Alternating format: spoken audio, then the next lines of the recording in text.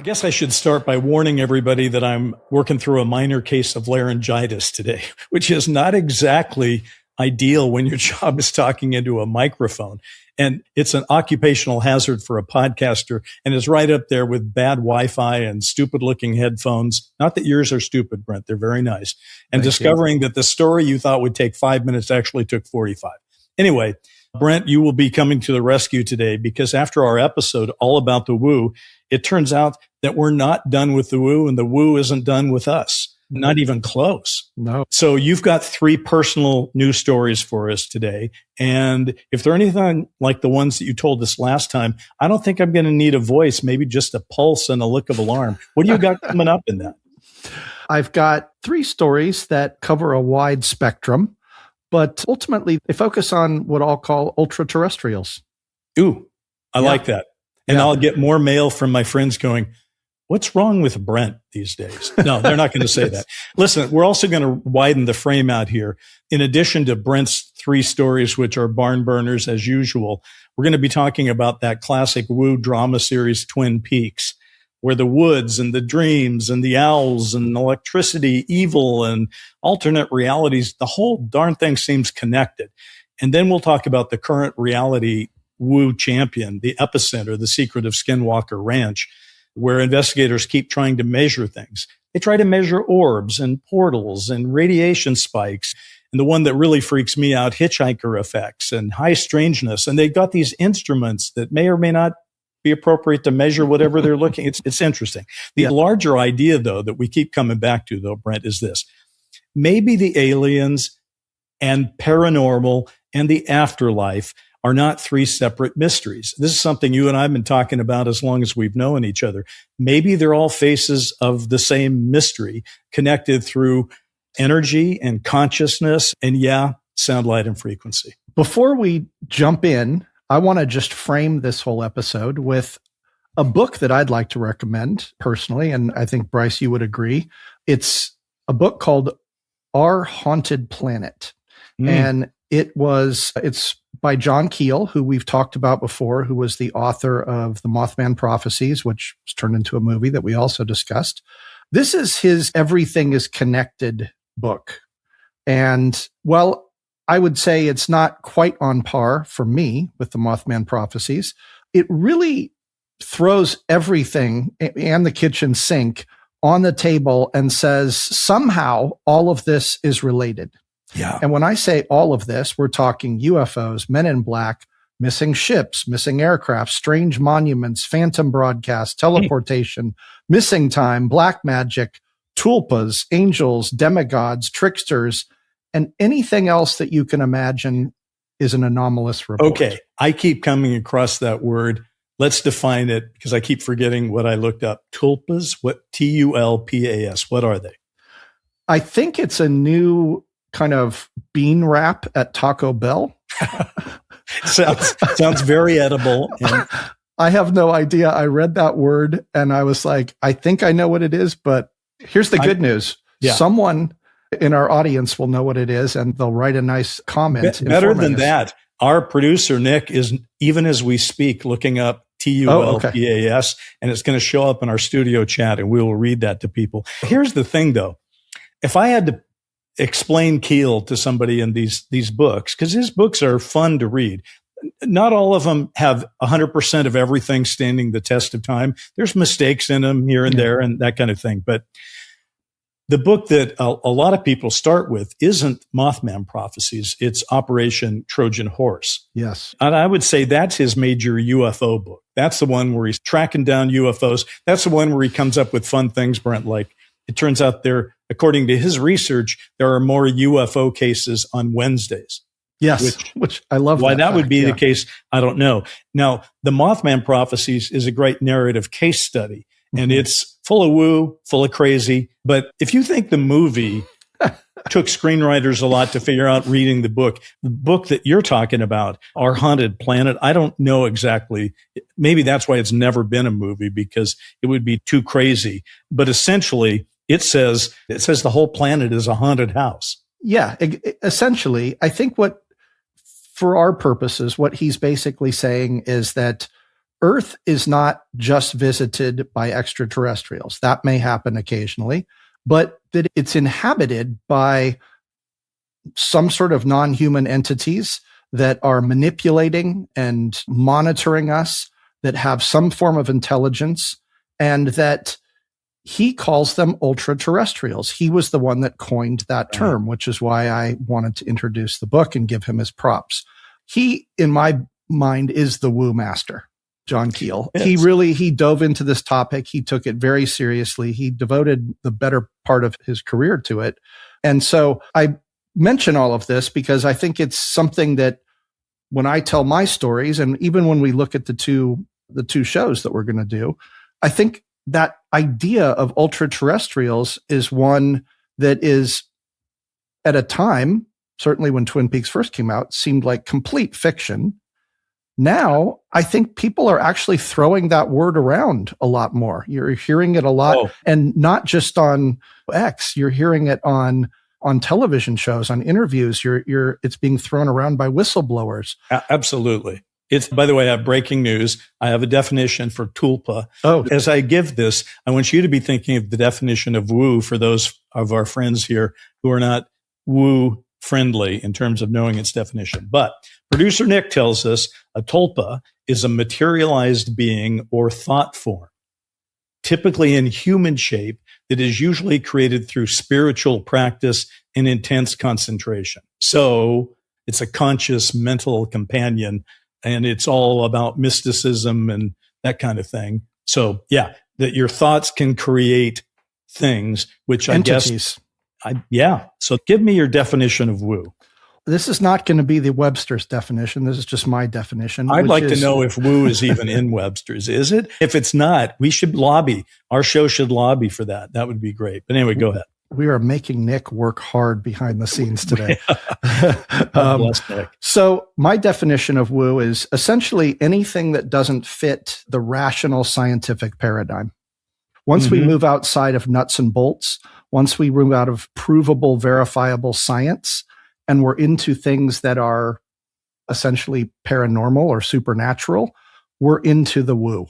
And I think we've talked about before the relationship between the woo. The woo lives in the phenomenon. Yeah. The phenomenon, though, can also incorporate nuts and bolts. Like that's the big umbrella. And the woo is this strange kind of hazy area within the phenomenon where it's just very hard to explain why or how. When you start telling stories about the woo and people's experiences with them, they become very personal and subjective, and they oftentimes make it sound like the person was probably dreaming or hallucinating or losing their mind. I've been accused of all of those things. Yeah. And by me, I don't know what the public thinks. Listen, my friend George Knapp is the investigative reporter out of Las Vegas, and he's a big deal in the world of ufology because first, he really broke the story of Area 51. He found Bob Lazar, but also he's the Skinwalker guy. He's the original guy in the 90s that started talking about Skinwalker and reporting on it. And George's brilliance as a reporter is a lot of other people could talk about Skinwalker, for example, and woo, and just make it seem like it's a big joke. I'm covering this, but these people are crazy. George is great. He lets people speak their mind. He's skeptical, as a reporter should be, but he lets the facts emerge. Anyway, he wrote a book, Hunt for the Skinwalker, in 2005. And I remember when it was first coming out, I had a conversation with him. And that was one of the things that he was saying was the big challenge of ufology, that a lot of people are ready to talk nuts and bolts, but they don't want to talk about woo. I think I knew about the word woo before that, but that's when we started saying, okay, there's ufology and that exists here, but then there's woo that kind of exists here, even though probably in terms of the phenomenon, they do intersect. Not into people's minds do they intersect. Yes. Right? Hey, listen, I'm going to let you run with this first story of yours, and then we'll talk a little Twin Peaks and the aftermath.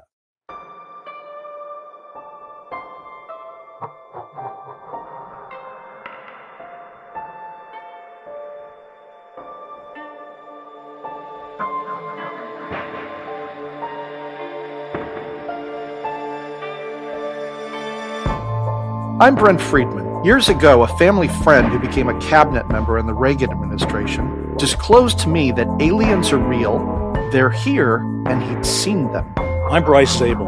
Later, when we were producing Dark Skies, an NBC TV series about an alien invasion, we were approached by men who said they were from the Office of Naval Intelligence, and they wanted to give us inside information in exchange for access to our show. We didn't take that deal, but we have never stopped thinking about it.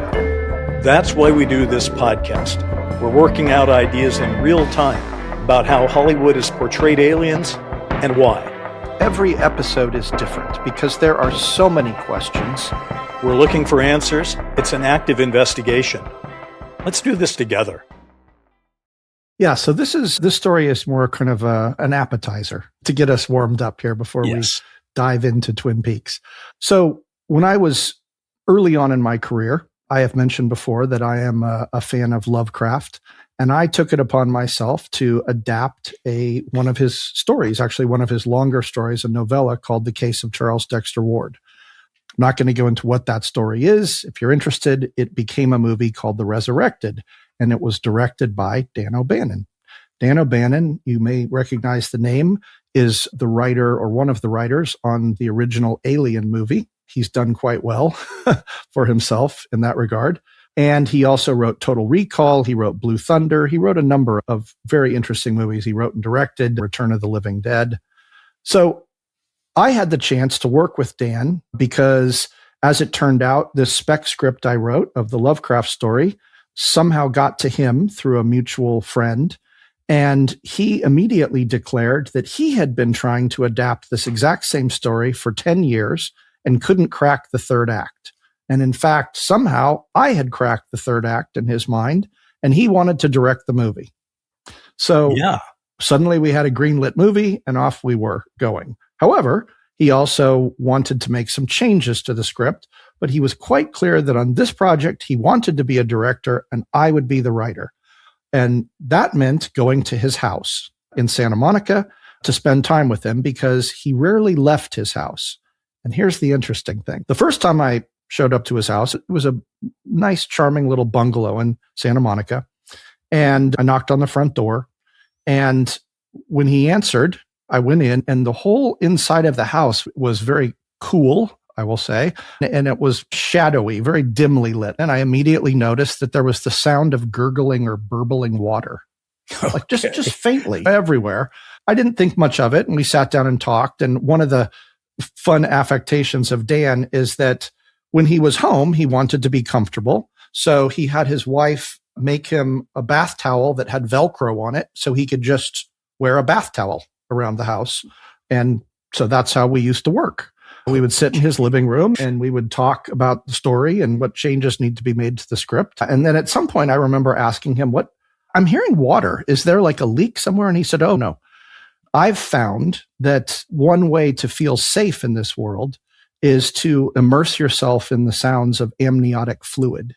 So I have speakers all around here that play on a loop the sounds of amniotic fluid. That was my first sign that Dan was either a genius or he was insane. And so with that in mind, we started working pretty regularly. And one night he decided that he wanted to give me a Stanley Kubrick tutorial. Kubrick was by far his favorite director. So we sat down in his study and we started to watch Full Metal Jacket. And he was doing commentary on it while he was picking the seeds out of marijuana buds, because as it turned out, he was on medicinal marijuana because he had actually a Crohn's disease. He had a pretty brutal medical condition. And so what was fascinating is this is the level of intellect this guy had. He was focused completely on the seeds and the buds, but just from listening to the audio of Full Metal Jacket, he could tell me exactly what was on the screen. Look over in the corner of the screen, how he framed the thing. Look up there. He would never look at the screen. He'd watched this movie and studied it so many times. So in the midst of all of it, I'm just absorbing all of this thinking, oh, this is incredible. This is like going to film school. He then stops. Everything stops. He turns off the TV. He turns off the lights. And I said, what's wrong? And he said, they're out there. And I said, who? And he said, shh.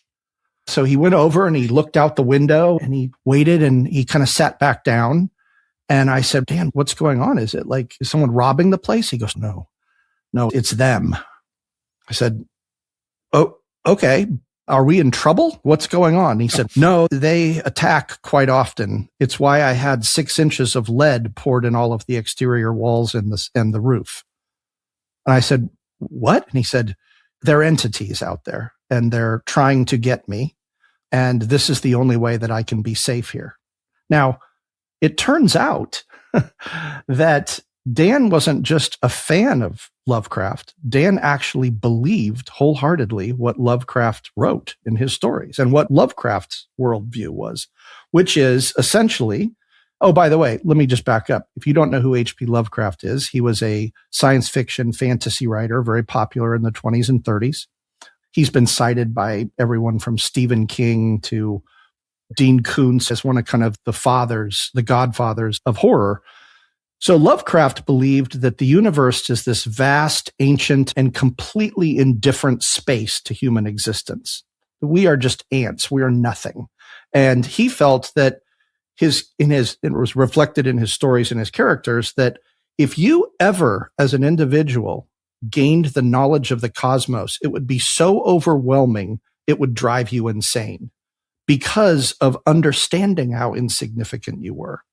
And then lastly, the entities that inhabited his world were not magical or divine beings. They were these powerful, ancient alien creatures who were not bound by the physical laws that we live by. So Dan O'Bannon believed all of this wholeheartedly and lived it in his world, existed in this world inside a lead cocoon to keep them out. Now, I know what you're thinking. You're thinking, oh, so this guy is insane. Let me just say this. I read several of his unproduced screenplays, and in particular, a script he wrote for a Philip K. Dick short story. And I will say that as a writer, he was a genius. He literally was a genius. Everything else I can't speak towards, but he was the one who introduced me to the concept of ultraterrestrials. So with that said, let's dive in now. Your story reminded me, someday people will probably tell stories about you. And I went to Brent Friedman's house, and this guy, or they came to my house, and his office looked like, but at one point I had met J. Michael Straczynski on an airplane because he was producing Babylon 5 up in Vancouver, and I was producing Mantis, I think, at the time. Maybe the Crow, one or the other. And we bonded over our showrunner duties and all that. We decided we should work on a show together. Let's come up with an idea. And we came up with something called Cult because J. Michael Straczynski had been in a cult as a younger guy. And fascinating story. I won't bore anyone by badly telling it right now, but he was a fascinating guy. But again, at a certain point, surrounds themselves with their world. And J. Michael had all these great artifacts from movies and comics. He was a big comic guy and superheroes and this. It was like going to a great museum. And my fondest memory, of course, is that he didn't drive. And so when we went to pitches, this is before Uber, it was like I would go to his house, pick him up, and then we would drive around town. I was like the driver for that. And I find it so interesting because you don't have to be 100% normal to write great stuff. Both those guys are writing great stuff. I think we've written some good stuff. We're not normal. I'm sure people would tell you that. So anyway, I find it so interesting what you said about Dan, because if it is true, I think it would be a true statement to say that if the majority of people who hear that, who are not already believers in the phenomenon, they would say, your friend ought to go get some help.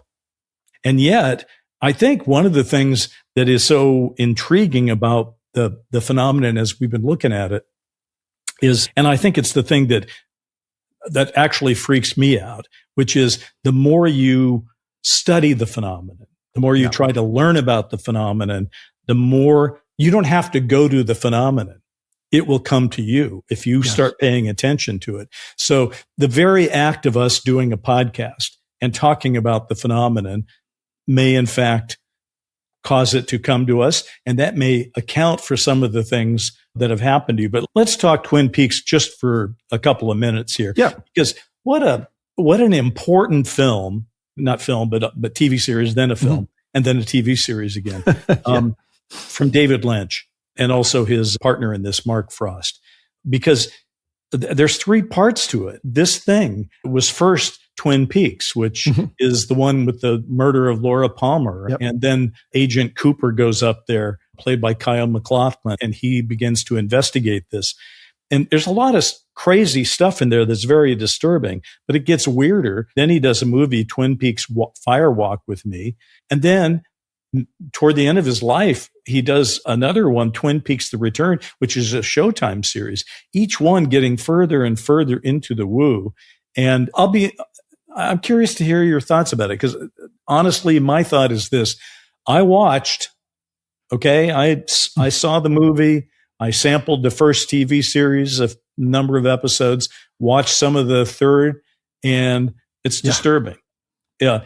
It's disturbing because of the things it's talking about, but also the way it tells the story. It's just not normal filmmaking. And so I was wondering, do you think that David Lynch adjusted his filmmaking to be as strange as it is in this project because the project was meant to throw you off balance and challenge you about what might really be the secret of the universe here? That's a great question. I look at Twin Peaks and I actually think that for much of the first season, that's some of the most straightforward storytelling that David Lynch has done. He's a very idiosyncratic director. His original film, Eraserhead, could not be more strange. And then he turned around and made a very straight over the plate and fantastic version of The Elephant Man. Absolutely very true. Conventional storytelling. But then he went off and did Blue Velvet and all sorts of other stuff. And so in Twin Peaks, though, I feel like he was telling something that felt like just a conventional whodunit. There was a murder in a small town of a popular girl. And the more you pulled at that kind of mystery, the more strangeness bubbled up to the surface. And I think my guess is that because it was a network television show, they kept him reined in the beginning. And then the more popular it got, the more he was just loose to do whatever he wanted. And one thing I do know about this show and a lot of what David Lynch did is he deliberately resisted objective, rational interpretations of his work. He wanted people to feel his work. He wouldn't explain it. He would be interviewed and they'd say, what does all this stuff really mean? And he would say, it's as much up to you to figure that out as me. Yeah.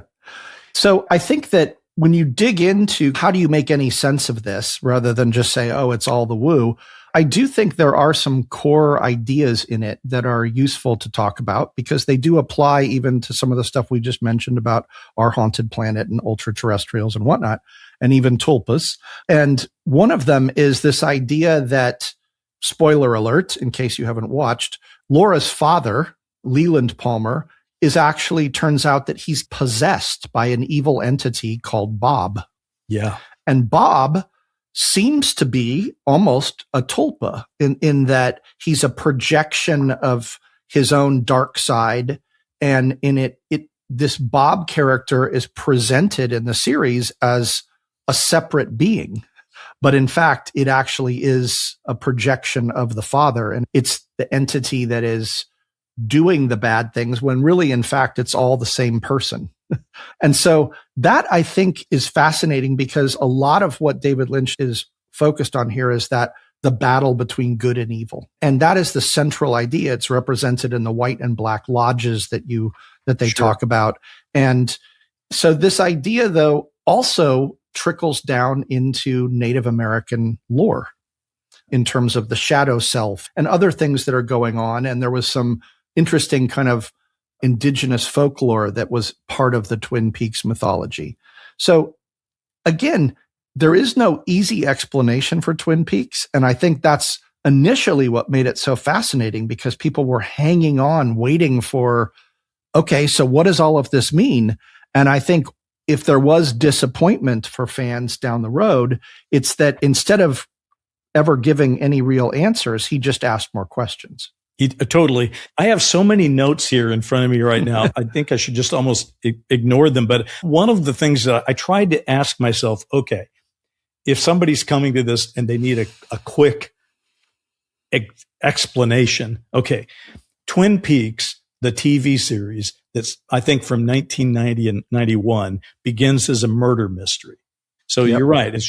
Could just be a weirdly told murder mystery, but it becomes a ghost story in its own way. Mm-hmm. And then it mutates into this metaphysical war. I don't know how else to say it, between predatory and protective forces. Now you call it good or evil, but some of these forces that may be evil are at least predatory. And there are some that actually seem like they're bent on helping people. But where it ends is, wow, that Showtime season, I can't even imagine the executives getting the scripts for that one saying, do you want to call him and give him notes? And somebody else would go, no, I'm not calling him. You call him. Right, because as it comes out, it ends as a kind of a reality collapse tale. Reality just kind of folds in on itself in this thing about whether, and this goes back to your point about whether trauma and evil can ever truly be solved. Yeah. But the one thing that it does that I'm very into from just a UFO study point of view is when he gets into the third iteration of this, the Twin Peaks, The Return, the Showtime series from 2018, he pulls in nuclear imagery. He's basically saying something that I hear all the time. I've used it myself. I am using it myself in a certain project I'm doing right now, the Undeniable Project. And that is, he's saying when we blew up those nuclear weapons starting in 1945, we were letting something in. Yes. And it was not something that we ought to have let in. Now, it wasn't just technology. It was that ultra dimension, that ultraterrestrials, that hard to define phenomenon or whatever. That's my best take at the whole thing. No, I think that's a really smart take. And I think going back and saying, okay, what does bombs going off in 1945 have to do with Twin Peaks? I think, as you pointed out, the idea is that some sort of interdimensional doorway was opened because of catastrophic violence and the creation of mass suffering on a level that no one could imagine. Or if we share this reality with many dimensional beings, they probably didn't like what we just did to their world that they share with us. And so, I think Bob is emblematic of something that is malevolent, but born of our own kind of trauma and mental anguish. And that we as humans, I guess what Lynch is saying, have the capacity to make that manifest in the world. That's the central idea here. And it's really pretty interesting to imagine that he took something that was, like you said, started off as a murder mystery, and it ballooned into something that ultimately results in time travel and all of these other things, which makes me think of Dark. It's that incredible and convoluted, and ultimately makes you go to the notepad and figure out, okay, I'm going to try and figure out how any of this makes sense. And good luck. The journey one goes on watching and being drawn into the Twin Peaks universe is, I guess, if you just started, for people that first started watching it, that you really thought that the original series is just saying an essential thing. Evil is hidden under the surface of American life. Yes. It's there. And you may not see it because you're living a pretty life and you're not tuned into the larger picture. Right. And you could make that comment about a serial killer movie or TV series. But what Lynch does with it over the course of Fire Walk with Me and The Return is by the time he gets done, he is saying that this evil, if you will, is cosmic. It's ancient. Yes. It's active. It's not sitting around lollygagging in the darkness. It's like it's coming through something and it's looking for something. And by the end of it, I guess this is all that you could, and it was all I could do to get to the end of it, to be honest with you, because it was difficult. It was a difficult watch for me. But basically, all of this, he is saying, is something that is maybe borne out because there are ruptures in reality itself, which gets you to the place, Brent, where you're saying, okay, so what are we talking about here? And that is what we're talking about. If woo exists, if that's a thing, if the phenomenon incorporates not just the nuts and bolts, but as Jacques Vallée and others have said, a whole other thing, then really what it is, it's just like reality ain't what it used to be. He said, no. And I think that to me, it's that combination of something that we can't comprehend, like rents in the fabric of reality that allow interdimensional forces in. And where do those go? They are attracted to certain people in certain places. And it's all because of energetic attraction. So, which is a perfect segue into my second story. Yeah. Which we're going to get a little weird here. So we're just now going to do that. Okay, great. We're just now. Yeah. I'm ready. This is the weird warning. I'm so freaking ready. Go. So here's the thing. As everyone knows, I live in Washington State. Twin Peaks was filmed in Washington State. There's a lot of Native American lore and legends up here. And I live on an island, and there's a lot of woods surrounding our property. And one of the things I used to love to do with our previous dog that I could actually take off leash and it wouldn't run away was go wandering through the woods, take the dog for a walk, wandering in the woods. It was always a great break for me when I was working or writing to just get out and wander and let my mind go. And you could kind of get lost in the woods, not literally because I knew where I was, but figuratively. I could go out there for 20, 30 minutes and it could seem like hours sometimes. So I had a lot of interesting experiences in the woods. I will say that I used to feel a presence. I used to get a sense that someone was behind me. I'd even hear cracking of branches and stuff, but I wouldn't see anything. But none of that really struck me as that strange because a lot of weird things happened to me. But then it all culminated in an event that I still shudder to think about.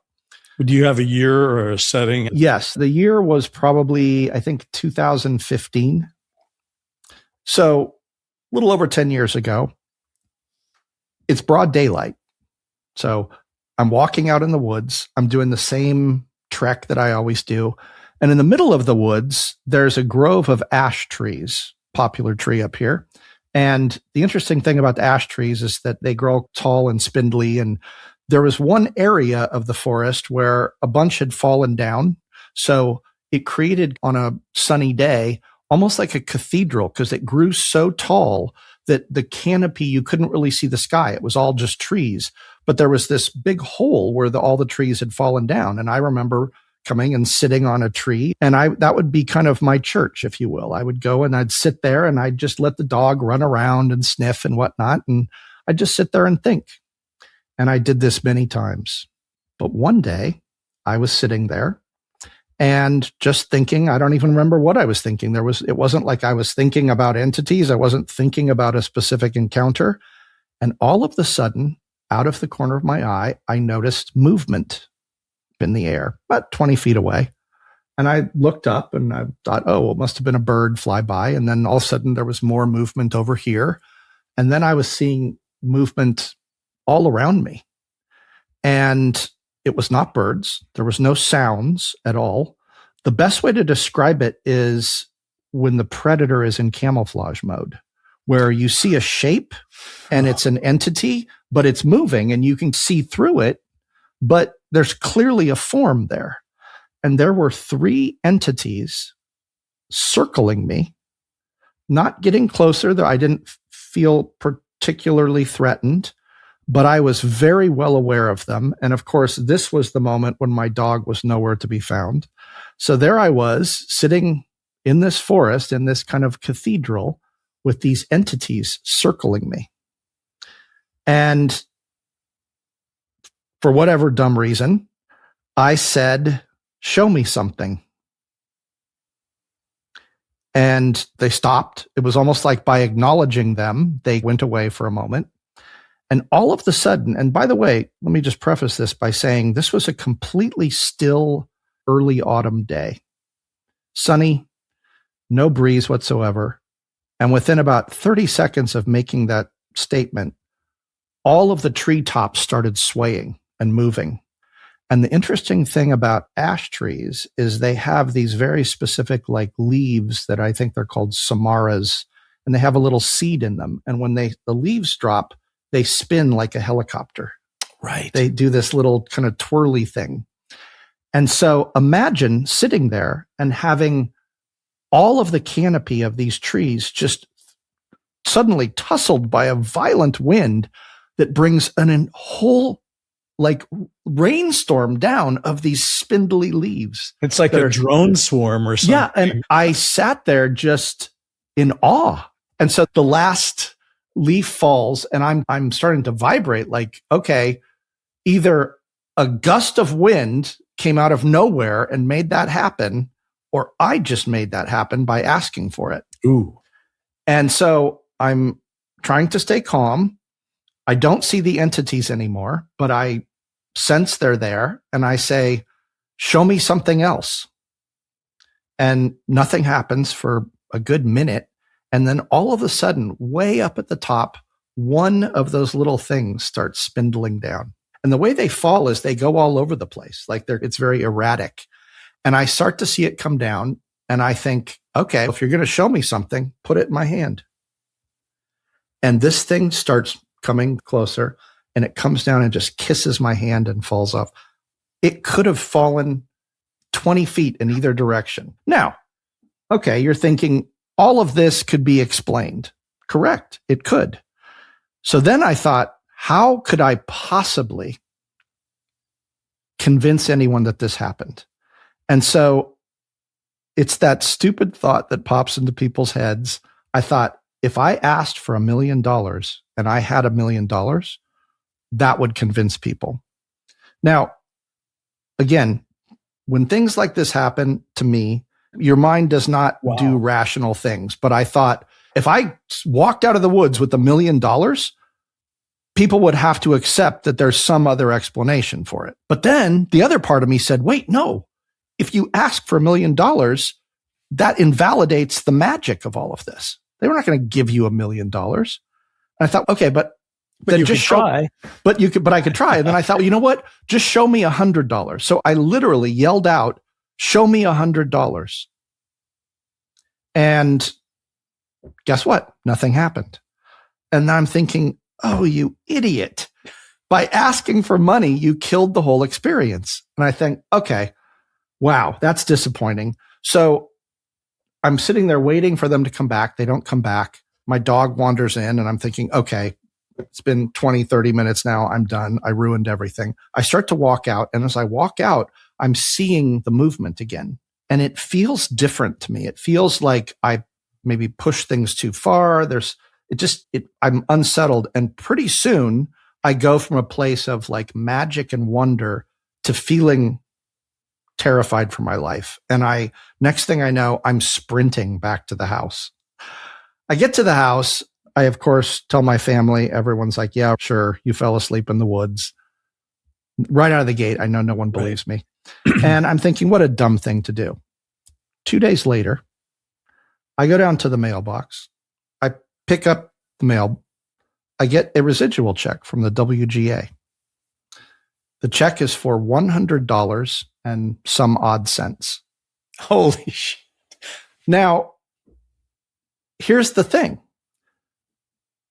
To get that check for $100, it had to have been processed the week before and mailed well before I had my experience. But here's the thing. Synchronicity doesn't mean something to anyone else but the person it happens to. So for me, when I saw that check, I immediately went, oh my God, they showed me the $100. To anyone else, it's like, you idiot, you get checks all the time from the WGA for royalties and residuals. This one, coincidentally, just happened to be for $100. And this is, to me, the most important part of this story, because it applies, I think, not just to Twin Peaks, it applies to everything we're talking about here. And it was a key point for John Keel and Our Haunted Planet. It's the trickster nature of the phenomenon. Right. It's the thing of, it's going to give you an experience that when you tell it to other people, you're going to sound ridiculous. And when I try and produce a check and I say, but here's the check, it proves it. It doesn't really prove anything. It only means something to me. And so that's the interesting thing about the story, is not all of the woo that happened to me. It's that what I'm left with at the end of the day is a check that I'm attaching all of this other meaning to, but to everyone else, it's just a check. And also, though, if one of the things about the whole paranormal is also time may not flow like a river like we see it. And yes, when you were talking about dark, the idea that $100 had been seeded in earlier, who knows? It is interesting because when you look at that story, what do you have to say? You have to say there's nothing there that couldn't have happened. You would always you could get a check. You're a writer. It happens. You sit on a log long enough, there's going to be winds blowing, and sometimes they come up out of nowhere. But what makes it different is you're thinking about what's going on in a different way, and you're challenging this phenomenon. Yep. No, that's absolutely right. To your point, if someone had been 100 feet away watching with binoculars, they would have only seen a wind blow a bunch of leaves and a guy trying to catch one that's falling. It's the intention. It was my interaction. It was my words. That's what makes it hard for me to experience it any other way than something paranormal or metaphysical. I was there. I know what happened. It all added up for me. I got the message. To everyone else, it's just an interesting story. In a way, it's funny because you're right. Nobody was there with binoculars looking at you. But when you said it, I thought that does sound like Skinwalker Ranch, where weird things are going on at this place and have been for quite some time. Yeah. And I believe it started in the 90s when Bob Bigelow bought the place. And he brought in a group called NIDS and his company. There's all these acronyms running around, but Bob Bigelow is a wealthy guy who bought the ranch. I think he got it for $200,000 back when he got it. And he started studying this thing. And then a few years ago, I think like maybe it was 2016. He sold it to Brandon Fugel. Fugel. Yep. Fugel. And who didn't tell everybody that he'd bought it for a few years. Yeah. And now he's got the TV series on. And I don't know. I'm kind of curious what your take on that series is, because if you watch it, first, it's very popular. It's on History Channel. Yes. And there's a team of scientists and investigators who are trying to prove that things like what you just described aren't just normal events, but that something's going on there. And I was just wondering, do you watch have you seen the show? And, I have. I don't watch it religiously, but I have watched it off and on. I find it fascinating. Let's work to the place where how much do we believe is actually going on there? Sure. I'm going to go back even a little further. It was originally, first of all, it was originally Native American territory. Yes, of course. And there's a whole lot of lore attached to it that it was cursed land. Apparently there was some conflict between the Ute and the Navajo tribe that caused it to become cursed. And now, doesn't matter whether you believe that or not, they believed it. The Native Americans believed it. And they believed that there were skinwalkers, these kind of these dark entities that were born of that curse on the land. And they were the things that were causing all sorts of disruptions. And so I say all of that because there was a point, I think in 1994, when a family called the Sherman family bought the ranch. They reported, although this is somewhat contested, that they experienced a bunch of strange phenomenon. That drew the attention of the media and George Knapp. Yeah. And then because of that, Robert Bigelow came in and said, hold on a second. Bigelow was an aerospace billionaire who was already interested in the phenomenon and thought, okay, now there's this ranch where all of this stuff is going on. As you said, he created the National Institute for Discovery Sciences, and they studied a bunch of things.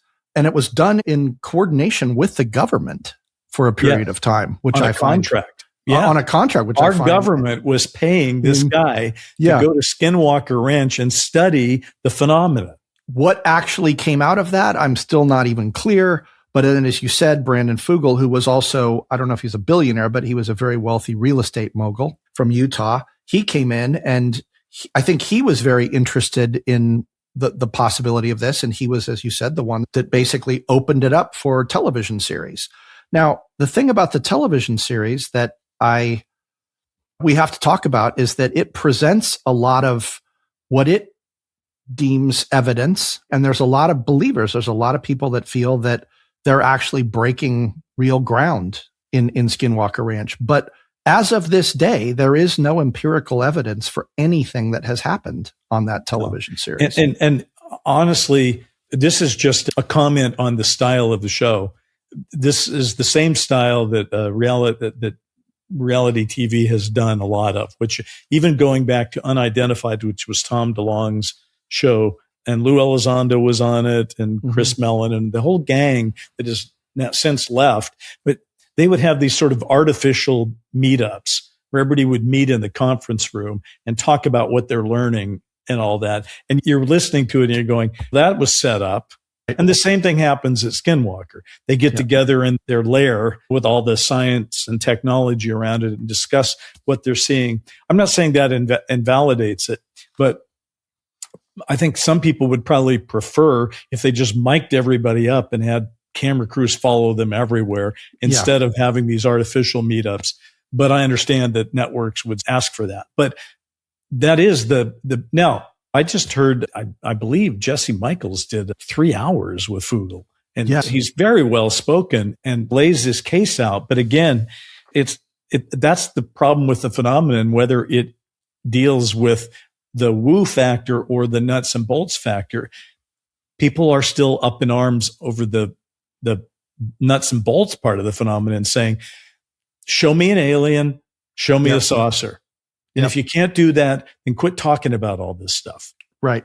And I think that there are people that say that about Skinwalker. There's supposed to be a giant craft maybe buried in the mesa there. Yes. Well, then go get it. Now, I don't mean to be, listen, I've got many people I know who are really taken by this show, and it's in its 4th or 5th season. And I will say this, whether they've produced the on-camera evidence in a way that anyone who watches the show says, that's it. Again, I go back to my buddy, George Knapp. He doesn't take fools lightly. He does have standards of evidence, and he's written 2 books about Skinwalker. And the first was about the experiences people are having, but the second was about the government's investigation into it. Yeah. I think it's called Skinwalkers at the Pentagon. Right. Whether they've done the TV show the way some people want it or not, who knows? But the government thinks there's enough going on there to continue to look into it. Here's my take on it, which is, again, having had strange experiences and knowing that when I try and present the facts as I experience them to people, it just sounds like I'm creating a whole new story. It's just like I'm writing something fictional. And so I sympathize with the producers of Skinwalker Ranch because they've got cameras. They have to somehow take things that, in fact, imagine just for a moment, give them some liberty here and say they are experiencing incredible things, but everything doesn't quite add up in the same way that my story just doesn't have a lot of evidence to it.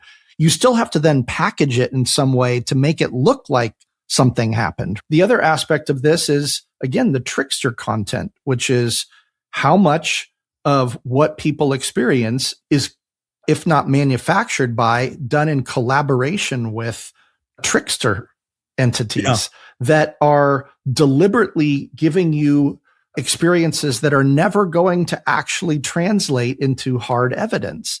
So for me, I'm going to remain open-minded. I would have to go there. The way I operate is I would have to go there and I would have to have firsthand experiences, and then it would be real for me. But knowing you would go there, and this hitchhiker effect would, something would glom onto you. For the people that don't know what that is, there have been reports of people that have gone to Skinwalker and then they go fly back to the East Coast where they live, and these orbs are following them, are in their own home, attached to their own family members who go off to college, and they're still showing up there. Listen, real quickly, and then we'll get into your last story.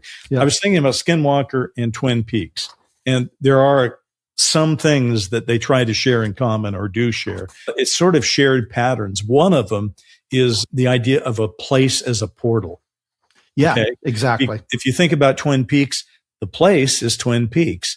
And the reason the FBI is up there looking into it is they know it's a weird place. And that's also why Skinwalker is getting this attention. People think that place has some Twin Peaks is more than just a town. Skinwalker is more than just a ranch. Okay, as a place. The other thing about it is in both of those projects, they basically say the phenomenon doesn't like to be categorized. Every time you try to get your arm around it, whether it's in the reality Skinwalker or the drama Twin Peaks, something else happens. And you're like, what? Okay. Now I've got to try to figure out how to put that in there. And then another shared pattern is the observer may become involved. So that certainly happens to Agent Dale Cooper in Twin Peaks. And it certainly has applied to many people, or at least more than a few people at Skinwalker. And then the other one I just wanted to point out, because I don't even know what to do with it, but electricity is a big deal in both of them, and signals. So I was surprised in Twin Peaks how much electricity is talked about. When this evil entity is moving through electrical lines. And the same thing in Skinwalker. They're having these electromagnetic anomalies. They have instrument failures all the time. They're like, I don't know. Why would it? They have radiation spikes. They have these strange technical effects. And I do think it is interesting that both of them have sound, light, and frequency as part of them. And so those are my takes on the thing. We could do an entire show on either show. And we probably will, if we ever go to a second season, we'll be going, let's go back and revisit Twin Peaks. But for right now, I think we got to move on. You got a story to wrap us up with, and I do. I do. I'm going to set the stage. This was after Dark Skies was canceled. We were looking at possibly trying to continue the series. I believe it was with USA Network. Right. And so you and I had been given kind of the task of put together a pitch presentation. What are we going to show them, and how are we going to do the show, and all that kind of stuff. So you and I were working on that. And in the midst of this, I get approached by an interesting gentleman, and I rack my brain trying to remember where exactly he approached me, but he seemed to know me, and he invited me to come see a trove of UFO media that he had with a group that he was connected to. And if I liked some of what I saw, maybe we could work out a deal and we could use some of it in Dark Skies. And by the way, this was another case of somehow he knew that we were trying to reboot the show. That he was not military. He was just an ordinary guy, I will say. And so he gave me an address in North Hollywood to come and visit him and see some of this media.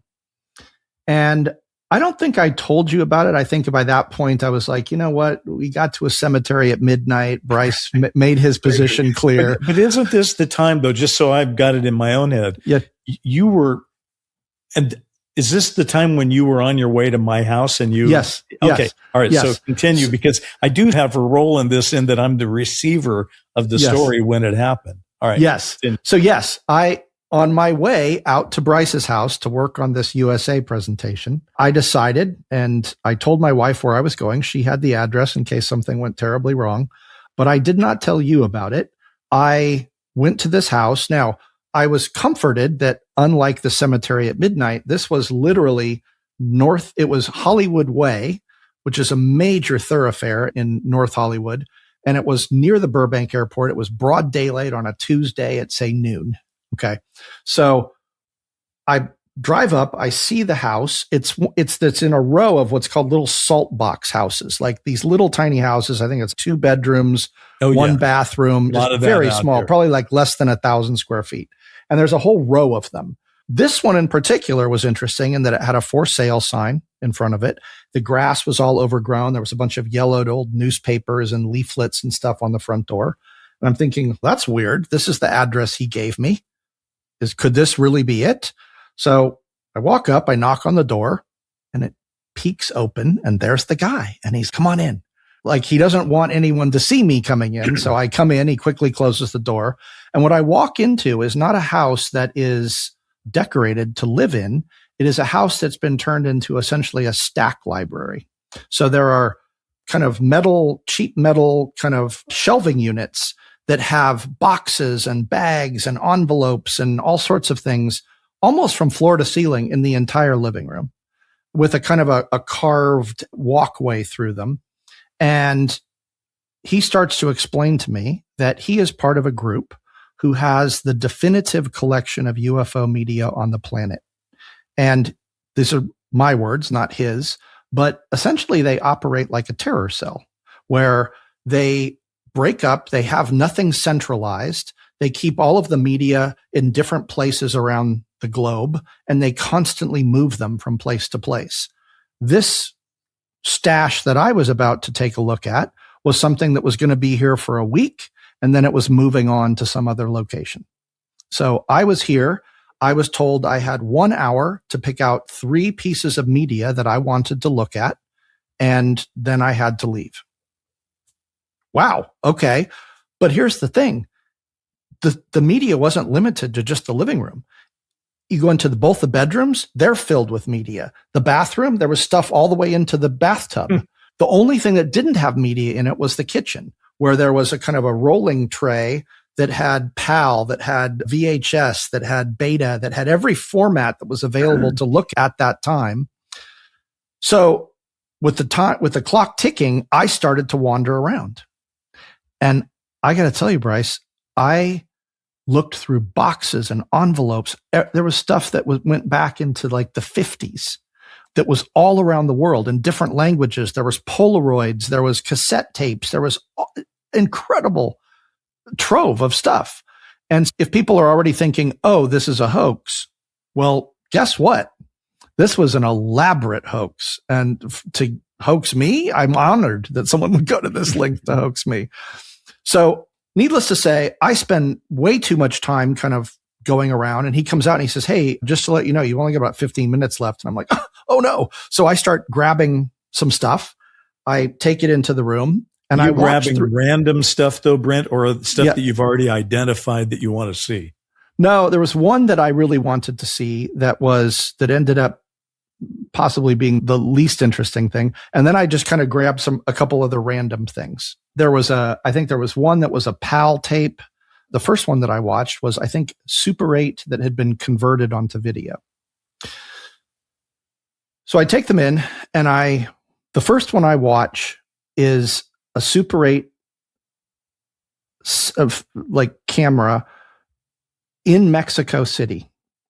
And it's daytime. And I don't know if people are familiar with Mexico City, but there's a part of the city that's like just a big flat kind of basin. And it's obviously very densely populated. And you can see small houses just for as far as you can see. And this was taken in the backyard of a tiny little house, and it was someone's birthday. And so one of the kids that looked like they were doing a piñata or something, and someone's filming it. And in the midst of all of this, everyone stops. By the way, there's no sound to this. So it's just Super 8. There's no sound, and everyone starts moving, and the camera turns. And in broad daylight over Mexico City, a massive UFO, classic, just like metallic disc with spinning lights, floats over the city. Not very high either. And by the way, everyone that you can see that's out and about is stopped and pointing up at it. So I wonder, by the way, if that ever got reported, even in the newspapers there. Probably not. I don't know, but it doesn't stop there. No. I'm watching this, and this is again Super 8. So it's grainy, and also at that time, you and I know you couldn't do handheld effects in 90s. It just wasn't even possible. Like that wasn't a technology that existed. So to fake it in a handheld Super 8 format seems nearly impossible to me. But needless to say, there it is. There's the disc floating in space right over Mexico City. And all of a sudden, in a bright flash of light, it becomes a black helicopter. I remember this now. Yes, of course. Yeah. Now floating over Mexico City and slowly rotating in the same exact fashion that the disc was floating. And then another flash of white light, and now it's the saucer again. Now, by this point, you can see people all the family has gone inside the house. The father, I'm assuming, is still outside filming all of this. Most people are scattering, running. Like this is not a welcome sight. And then in another burst of light, it just takes off and it's gone. And shortly after, the camera goes down, and that's the end of the footage. So I'm thinking, what in God's name did I just watch? On to the next. On to the next. On to the next. The next one, very simply put, was from Scandinavia. It was a couple, and it looked like they had the quality was video. So it was like early video camera, like very flat. And somebody was videotaping a walk in the woods. It looked like they had snowshoes, and they were out in snowy woods, and they were just videotaping how beautiful the landscape was. And in the midst of this, an orange orb is suddenly appearing. And at first it looks like the sun. And there's audio to this, and I can't understand what they're saying. It's not captioned. They're speaking some sort of Scandinavian, and the orb starts moving through the trees. And the couple stop, and they keep filming it. And as the orb is moving through the trees, it's getting close to the trees that are snow covered, and the snow is just instantly evaporating off of them. Instantly, just like flash of mist and the orb is moving, and it comes to a clearing kind of where they are, and it's about 30 feet away, and it just stops and observes them. I'm using the word observe, but that's what it seemed like, because It had moved with intention and then stopped, seemed to be watching them who are filming the orb for about 10 or 15 seconds. And then the orb continues on and moves back on through the woods, bursting steam every time it comes close to a tree. There was a scattered kind of chatter and whatnot. The camera goes dark, and then that was the end of that piece. Ooh. Okay. Third piece was somewhere, it looked like in the American Southwest, more contemporary. It was simply a locked off video camera on a tripod on the back porch of what looked like a farm. And it was a series of, I'll call them vignettes. And it looked like, with time code, that every night at a certain time, a ship would come down over the farm and just hover there for what looked like 5 or 6 minutes. And sometimes these videos were like fast forward, and then it would leave. And it was just a series of this happening over and over again. And somebody was documenting it. And again, all of this, having worked on dark skies, did not at all seem remotely possible to fake.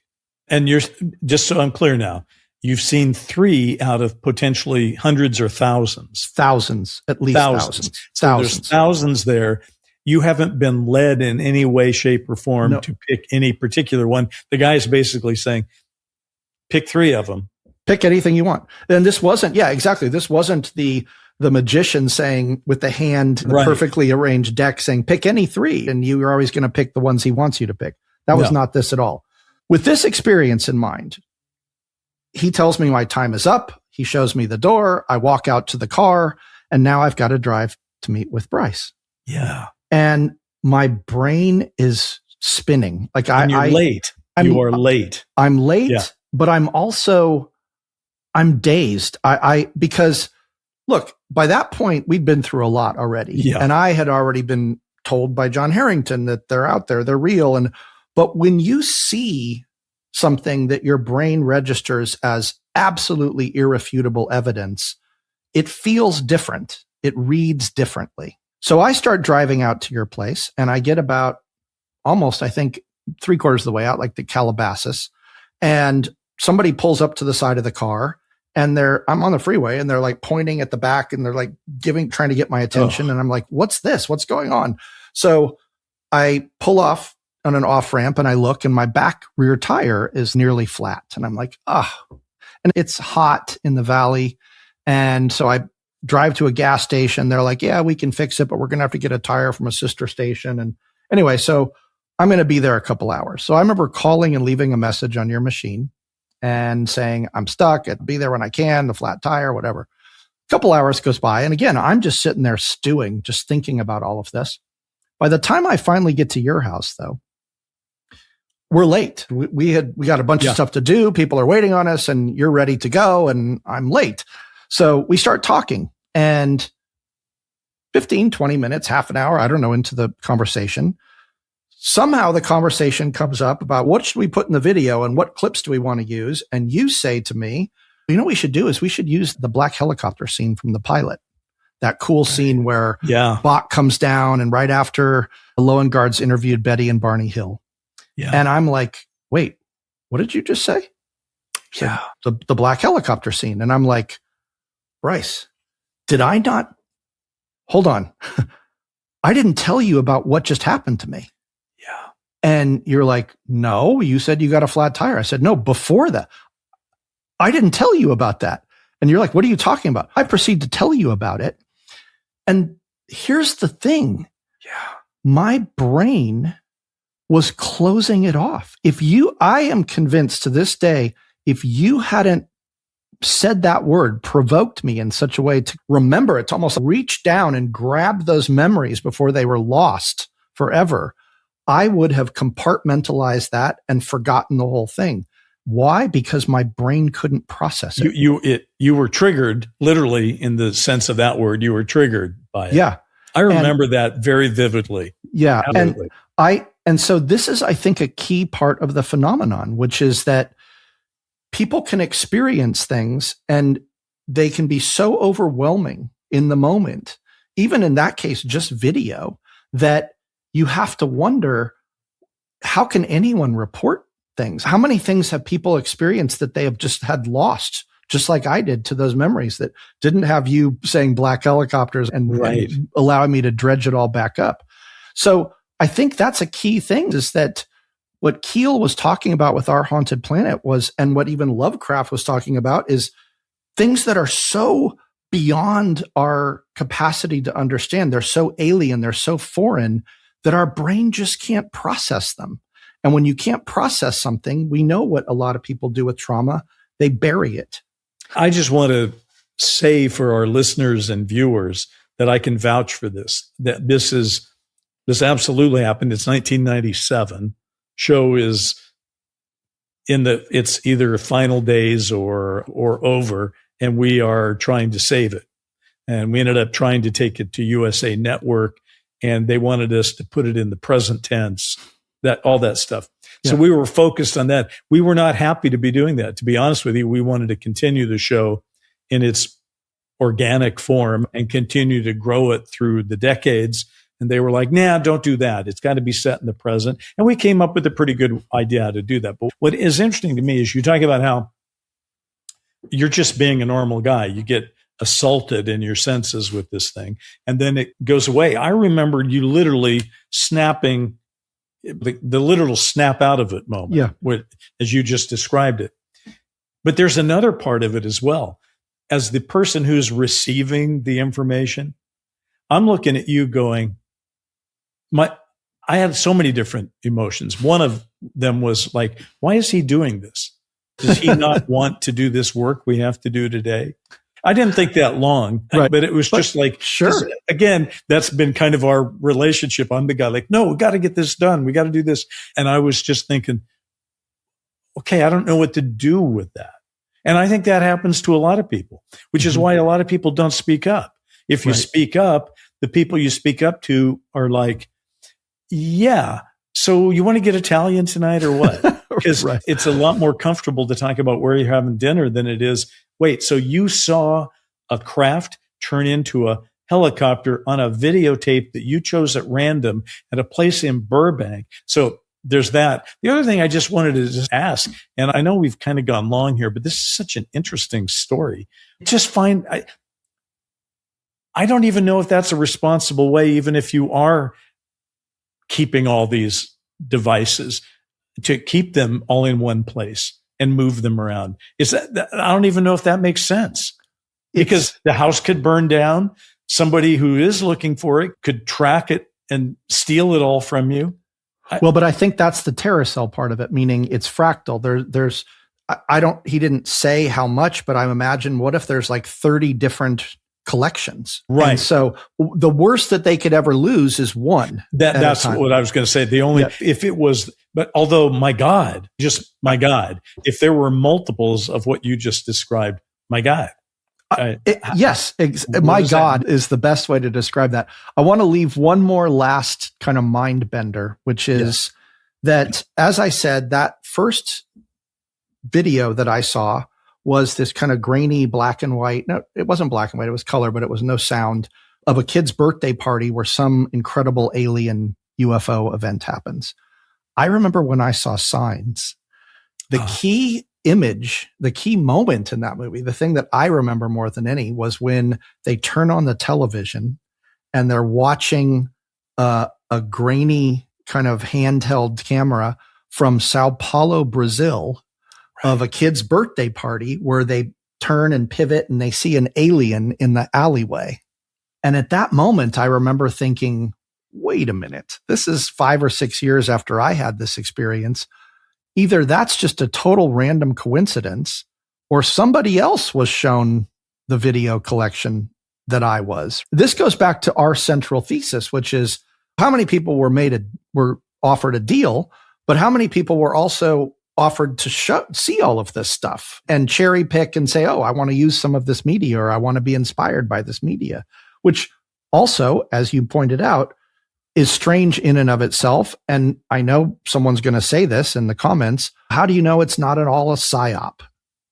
Right. Which has to be considered. So anyway, here we are at the end of the episode. We don't have answers for you about anything. Well, let me just put it this way. If that was a psyop, they spent more money creating that psyop than they did on the one on us. That's true. The one on us involved a couple of people and a beautifully crafted story and access and all that. But for somebody to have a house full of stuff and say, pick 3 things at random and they're all good, that's pretty wild. Again, I'm reacting the way I guess I did then, which was I didn't know where to put that story. So I just went, I guess I'll have to think about that later. We talked about it. You certainly described it all. And what I thought was so interesting is it was coming back to you in real time. Yes. It wasn't like, it was a rediscovery of a memory. Yes, totally. And yeah, to this day, the whole thing is confounding. I think when you say, where do you put that story? Yeah. It belongs in the phenomenon, in the section marked woo. I have one thought. First of all, we may want to come back to that story later, but I was trying to think to myself, what can these stories, the whole concept of woo and the phenomenon and all the ways that it can be dealt with. And this has been said by many people now. Many people aren't just talking about the phenomenon as aliens or even creatures. It's larger than that and more personal. And people keep talking about consciousness. Mm-hmm. So here's my parting shot. What if consciousness is not what witnesses use to perceive the phenomenon, but is the medium through which the phenomenon actually operates? I like that. Yeah, that makes a lot of sense. And we think, oh, I'm a conscious being, so I'm trying to perceive and understand this reality around me. But in reality, your consciousness is the phenomenon. Yes. Yeah.